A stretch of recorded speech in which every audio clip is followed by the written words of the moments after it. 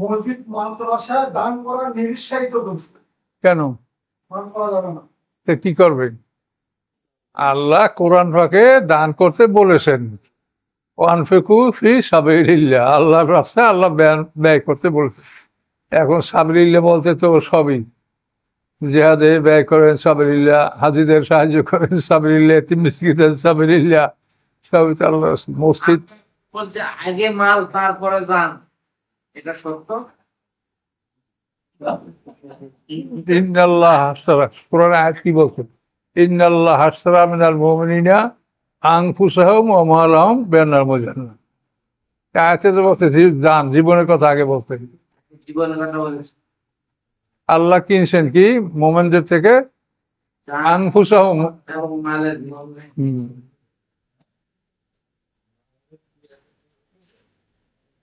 এগুলো কোনো জটিল না, কোরআন এভাবে বলা আছে, আমরা সেভাবে বলি।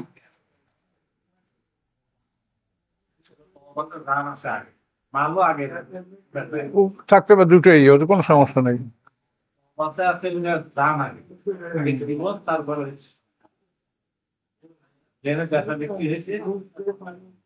দুটাই আপনি, সমস্যা নেই।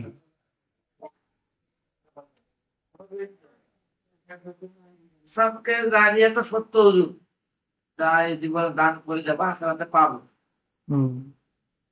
সৎকার জারিয়া, জারিয়া মানে চলমান, চলমান দান। চলমান, বন্ধ হয়।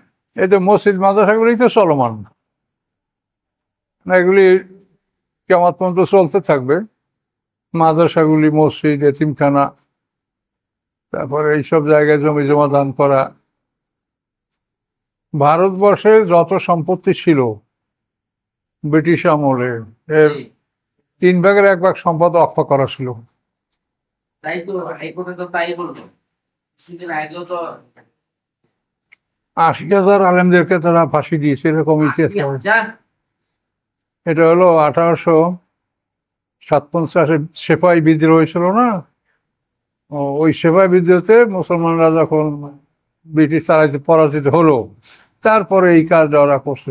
গ্র্যান্ড ট্রাঙ্ক রোডে গাছে 80,000 আলেমদের ফাঁসি দিয়েছে, কারণ আলেমরাই এই আন্দোলনটা করছে।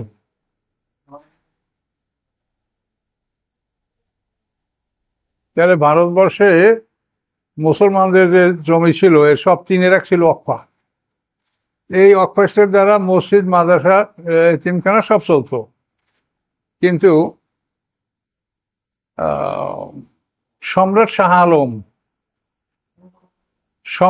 আলম যখন, মানে টাইটুলার হেড মোগলদের নাম কি আসছে বাদশা, এর কাছ থেকে ইস্ট ইন্ডিয়া কোম্পানি দেওয়ানি ক্ষমতা লাভ করলো। দেওয়ানি ক্ষমতা মানে জমি জমার যাবতীয় আইন। এই দেওয়ানি ক্ষমতা যখন লাভ করলো সম্রাট শাহ আলম থেকে, এটা 1765 কিনা, আমার সানটা সঠিক মনে আসতেছে না। তো এই সম্রাট শাহ আলমের কাছ থেকে ওরা দেওয়ানি ক্ষমতাটা নিয়ে এই সমস্ত স্টেটগুলি ওরা একর করে নিয়ে গেল। নিয়ে যাওয়ার পরেই তো মুসলমানদের মহাবিপদ। এখন না তারা মসজিদ চালাইতে পারে, না তারা মাদ্রাসা চালাইতে পারে, না তারা কিছু করতে পারে।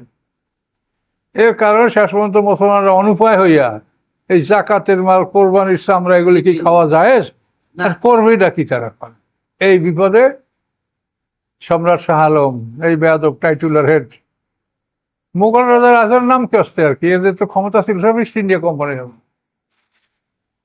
এরপরে মুসলমানরা মহাবিপদে পড়ে যাওয়ার পরে তারপর তো মুসলমানরা এই ভিক্ষাবৃত্তিতে মুসলমানদেরকে তারা বাধ্য করলো।